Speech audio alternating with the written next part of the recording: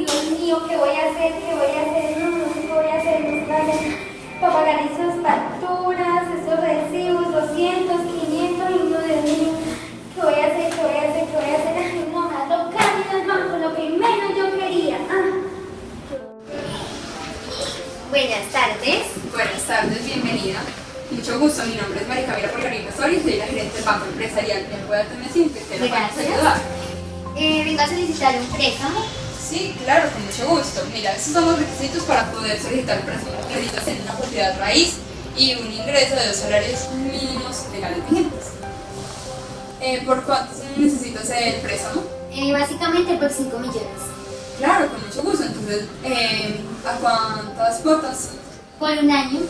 Entonces a 12 cuotas, entonces serían 12 cuotas de 521.000 pesos cada una.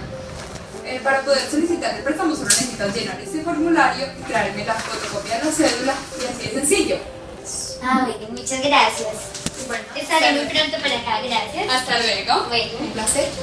Bienvenidas, que tus ideas se conviertan en negocio. Estamos ubicados en la carrera quinta, calle 2103.